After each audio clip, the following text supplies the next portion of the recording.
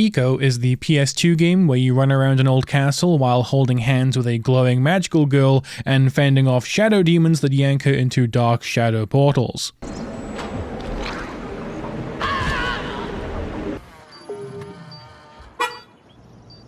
Well, who could have predicted that?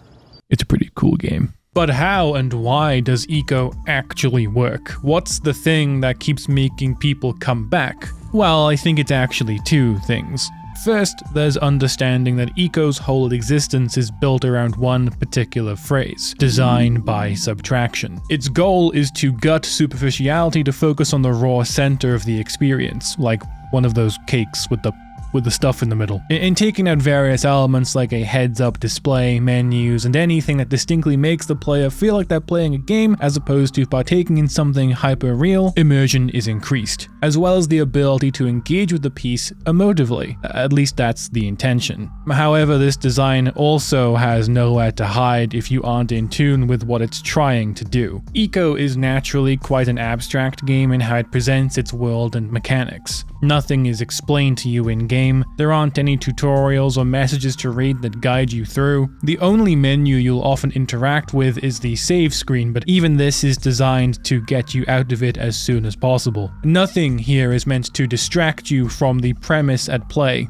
But it isn't just the lack of those aspects that create effective subtraction. Rather, it's more down to what occupies those spaces instead. How is your time spent in the world of the game when there are no menus or overtly gamey elements to interact with? What kind of relationship does that create between you and the game? At what point do pixels on a screen reach out to you by the hand? Ico was directed by Fumito Uehara, and his interviews regarding his general design ethos grant a lot of context as to why his games are made the way they are. I've never made anything according to a traditional game design planning document, but strong visual images do come to me, and play a large part in my creative process. In Ico, I thought the image of a boy holding hands with a girl taller than him had a strong visual impact. That said, at the same time, I also think about the game mechanics. For Ico, that was the hand-holding mechanic, and in Shadow of the Colossus it was riding a horse, and battling and climbing atop huge enemies. And as Toyama said, things like what kind of world the game takes place in, how big that world is, or what clothes the characters wear,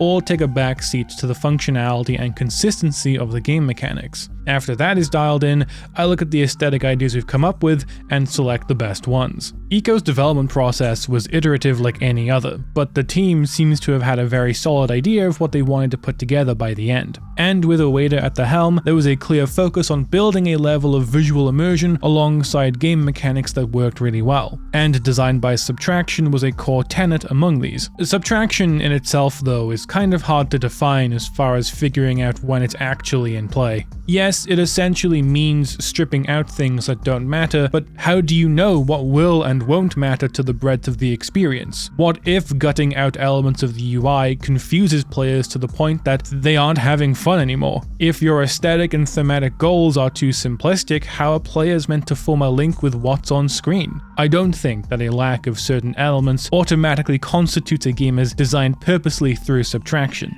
Luckily, Ico was built and iterated to have Subtraction lie at the core of the experience. Ico's approach is one that removes superficiality in almost all contexts. Combat is streamlined to be on one button. There's one 3-hit combo and one jump attack. Platforming is simple, jumping from point A to point B most of the time, but every now and then you will have to jump off a ladder to reach your ledge.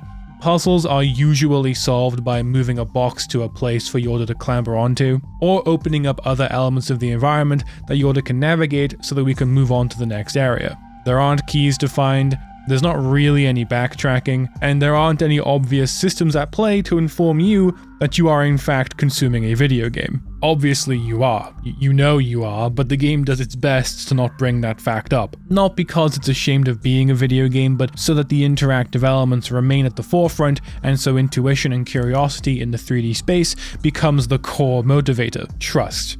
You have to trust that whoever is choosing to experience your creation is also willing to adapt to its rules and limitations. I don't think Uehara and Team Ico set out to rewrite the rules of video games in a defiant way, but more so out of curiosity for what could be done in the medium. And I think this endearing quality is exactly why Ico's artsy subtracted qualities come across so well. Subtraction comes across in many different forms though, and I think looking at how it can be used in other texts is very cool. Something that reminds me strongly of Ico's design ethos is A Scene at the Sea by Takeshi Kitano, which incorporates a chill, serene atmosphere with a shake-up for the cinematic style that Kitano is known for. A Scene at the Sea is notably different in comparison to most of Kitano's work, as it doesn't really contain violence, crime, or anything that you might call morally repugnant, I suppose. It focuses on a hearing-impaired garbage collector named Shigeru who discovers a broken surfboard on the job one day and decides that he wants to learn how to surf. He's supported by his also hearing-impaired girlfriend Takako, and the film follows their journey as they navigate Shigeru's newfound love of the ocean. Shigeru and Takako are wordless throughout the film as they communicate through sign language, and even if the average viewer doesn't understand sign language themselves, they can still intuit nearly every emotion that these two are feeling throughout the story. Shigeru understands the water without needing to talk to it. He can feel and interpret what it's saying even as he struggles to get onto his board for the first time. Transcending words and logic, the ocean is a character that consumes his life, but not in a way that feels too horrifying. The film manages to maintain a light tone throughout and even has messages of perseverance and found family in the midst of a shared obsession. On a first watch, the drama in A Scene at the Sea comes from not exactly knowing where certain moments are going to go, and there's certainly the expectation that Kitano might throw in some curveballs to make you uncomfortable. Instead, those more violent elements from Kitano's other works take the back seat this time around. In a way, he's subtracting those aspects in favor of highlighting his ability to focus on certain moments in life, highlighting emotion in a story that has a simple premise but dozens of little moments that are heartwarming, heart-wrenching, and meaningful. Of course, there's plenty of surfing shots which are very cool, but there's more takes that show people's different reactions to the water. Comfort, fear, laughter, determination.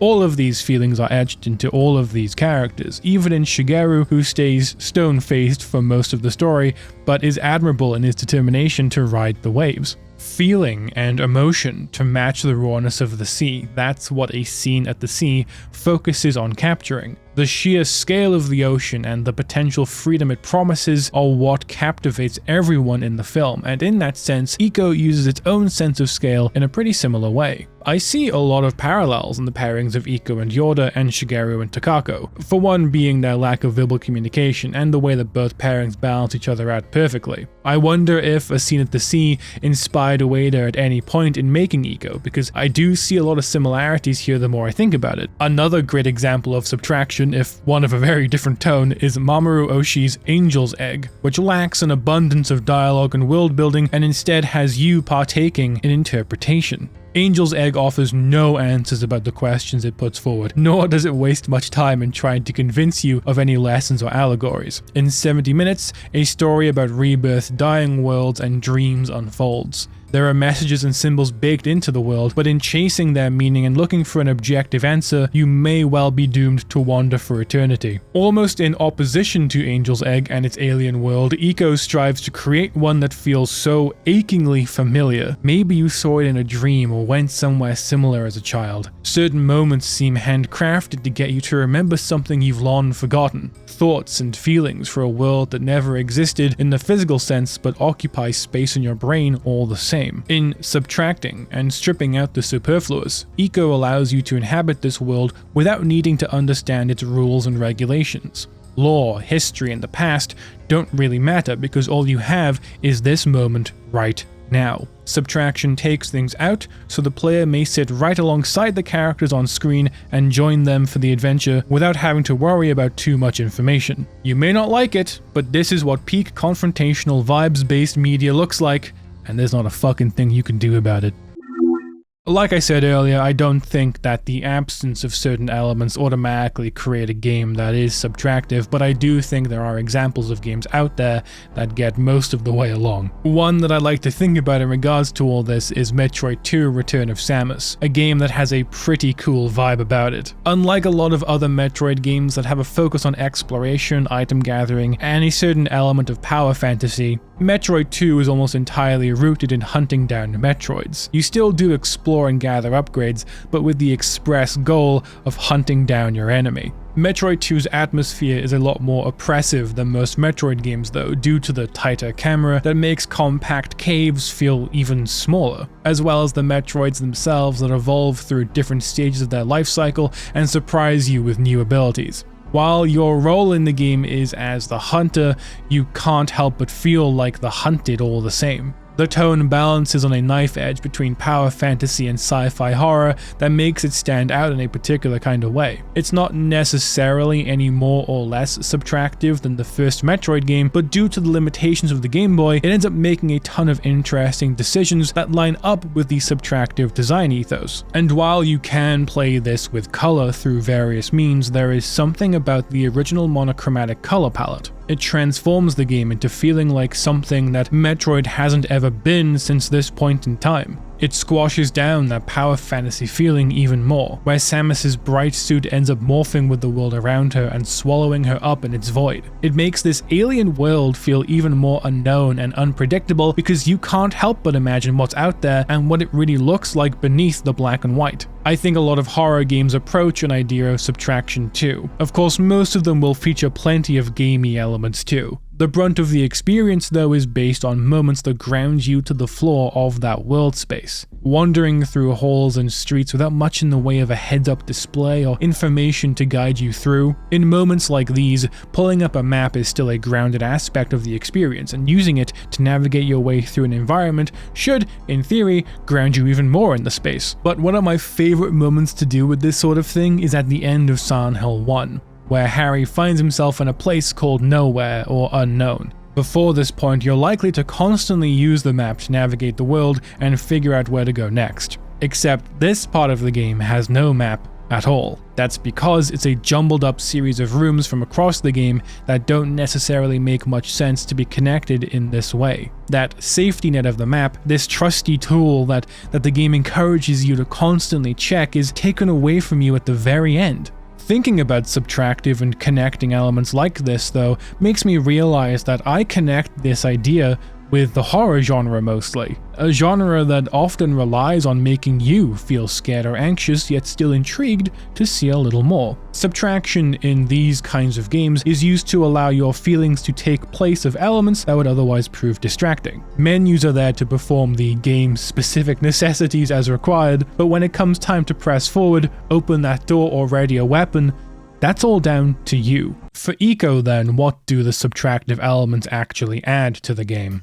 We look to the handcrafted animations that characterize Eco and Yorda so perfectly. We look to the visuals, the bloomy, vivid, and emotive scenery that ground you in this world. We have to look at the castle as our only vehicle of exploring this world, and through it, use it to ask questions about who could have lived here in the past. What amazing stories took place here that we'll never see or hear about? What kind of world lies beyond the borders of the cliffs and the trees that are so agonizingly close, yet so far away? It's in these moments of reflection at the environment around you that you may notice parts of the castle that you've been to before off in the distance. The most effective example of this to me is looking back on the windmill stage from the outside of the first light tower you have to activate. This continuity isn't really singled out by the game, nor is it something you ever need to pay attention to, but it's an important element all the same to highlight how far you've come and how far you've yet to go.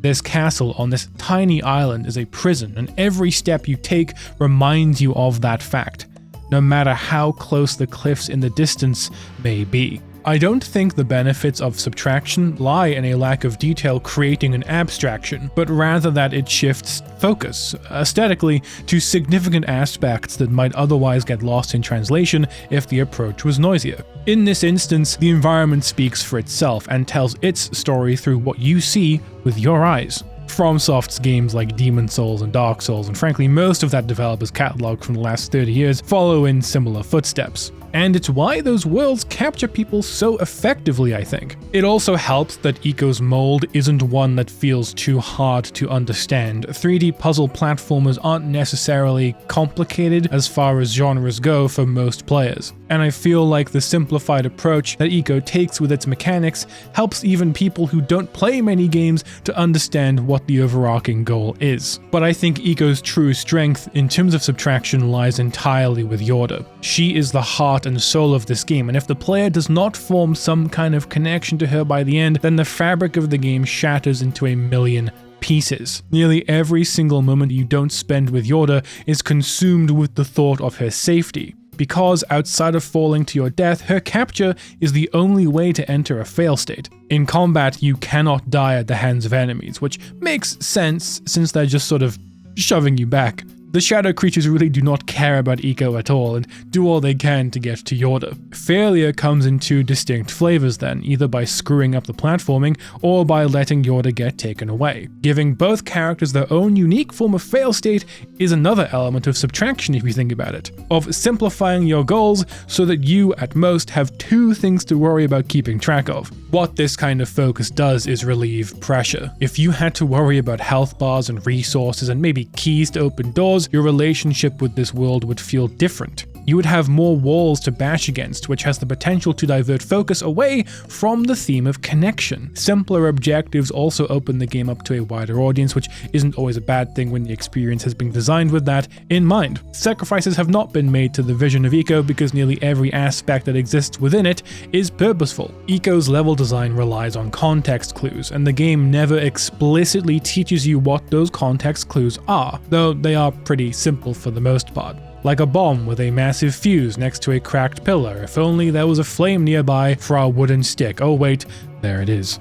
To be fair, the wooden stick being able to act as a torch is one thing the game teaches you at the very start, though you don't need it to solve a puzzle for a few stages yet. Lighting is also very effectively used to highlight where you can climb in some levels too. Just after the sewer puzzle, you've got this area with these walls that the sunlight is beaming onto. Without these deep shadows being cast by the light underneath these ledges, I feel like I'd struggle to figure out exactly where to go, but I don't consciously think about it as I see it. I can't help but think about the Prince of Persia reboot from 2008 and how it's unashamedly a clone of Team Ico's aesthetics, but lacks the appropriate approach to make it stick. There's also the gameplay mechanics that it strips away from the structure that the Sands of Time set in stone. Simplifying and paring down mechanics is all well and good, but not when it dilutes the identity of something, only when it adds to the experience by lifting up the other qualities. I don't think something like Prince of Persia, a game that has benefited from having charisma, flashiness, and a certain kind of tone, really works with a style like this. There's probably a whole other video waiting to be made about the problems with copying the homework of design by Subtraction as a concept, because it's not about stripping things down to simply streamline an experience, it's about focusing the concepts that are there and removing anything that blurs that message, creates the wrong kind of friction, and ultimately bloats the experience. If you've ever seen Ico's cover art, not the horrific one, the actual cover art, you'll immediately pick up on how striking it is. Its use of color to paint an innately nostalgic scene, its showcase of scale and simplicity, highlighting the two pillars that Ico's gameplay and aesthetic are founded upon. But alongside all of that is a melancholy that you can't quite put your finger on. Other than the game itself, I would say that this cover art is arguably the most iconic part of Ico. When I think about the game, I tend to picture this cover art first and foremost, and that's funny because of how much of a copy it is. This cover art has seemingly one main inspiration called The Tropic of Cancer by Ramses Yunan, which has a section on the right-hand side that is basically just Ico's cover art verbatim. This painting was done in 1945, and it feels weird to see them side by side like this, and it does diminish the uniqueness of Ico's cover art, sadly. You can call this style of painting surrealist, but I think it also has parallels with another of Iko's aesthetic inspirations, metaphysical art. Giorgio de Chirico's The Nostalgia of the Infinite exhibits many of the same qualities as Iko's general aesthetic: scale, color, nostalgia, melancholy. I would argue though that this style of painting acts in contrast to the idea at the core of Iko, in a way that actually works very well. Iko puts a straightforward narrative about connection and combating evil in front of you, but in comes an inspiration that loads a different kind of bullet into the 44 Magnum of emotion. Metaphysical art has no set goals or ideas in mind per se. The idea behind it is to paint that which cannot be seen or to capture the eternity of the moment, as Chirico put it. It's an art form that questions our perceptions and ideas of visual standardization to instead create images that represent the subconscious self, to make manifest feelings and inner workings that have no set definition, using nostalgic memories and visuals to create a whole new world of meanings that may in fact have no meaning at all to some. From my perspective, metaphysical art as developed by Chirico displays a patently adolescent perspective of the world in its dramatic sense of scale, foreboding, and amidst layers of fear, a feeling of comfort buried in its soul. It's a style that works off of contrasts of visual convention and audience presumption to create something that affects people in quite unique ways, but due to its multiplicity, it feels wrong to simply call the work abstract or nostalgic, because by its very nature, it's not really meant to elicit singular emotions from the participant. Using the cover art in Chirico's works to inform the aesthetic, Iko feels like a subconscious dream pulled into this plane of existence by way of an interactive experience. The story starts and wastes no time in setting up the rules of things you'll never see, opting instead to place you into a room and let you figure out the rest. You aren't guided through these halls, you aren't pulled in a direction, you just sort of wander your way through and intuit everything that you're meant to do. Or at least that's the intention. If this works, it immediately connects you so tightly and doesn't let go. The visuals of Iko don't necessarily feel like an extension of Yunnan or Chirico's work per se, but rather an evolution of them for an interactive medium. It presents a world space that tells you just enough to create some kind of link to these characters, but doesn't do any more than that. It relies on you to fill in some of the blanks for better or worse. This is where the dream of Iko has the potential to fracture. If the player decides to question everything and struggle to make sense of anything, it puts up a barrier that's hard to overcome. Like consuming the works of metaphysical art. If you construct a barrier in this way, you're gonna struggle with it. It's not going to reach you in the ways that it could. I sincerely commend Iko for this because it's an inherently risky sort of approach, especially in the gaming climate of 2001, where this sort of artsy game was a bit rarer and had few guiding principles in the 3D console space. At least not in the mainstream market just yet. There are plenty of games in this period of time and before that challenge you, but I think few of them became industry shaking to the degree of Iko, mainly because I think Iko presents these otherworldly and complex ideas in a way that's very palatable, but not diluted. Summing up what Iko is at the end of all of this is tricky. I've had to rewrite this video many times to figure out where I wanted to take it. I knew that a bog standard review style video wouldn't cut it because not only is that something that exists on this platform in spades, it's something that Iko doesn't really need. What I wanted to do with this video is highlight two of the main pillars that reach out to me when I think of Iko, and in the process I wanted to figure out why I found myself so captivated by everything it does. But if there was any goal for this project, it would be to get more people to play and replay Iko to appreciate what it does in the time that it has you, as well as the impact it's had on the wider industry at large. Iko shouldn't be overshadowed by anything, and I really don't think that it has been. But creatively, I think it puts forward a very good lesson. I think creatives should strive to seek inspiration in nearly everything that they love and appreciate. Diversify your interests and look to things that sincerely motivate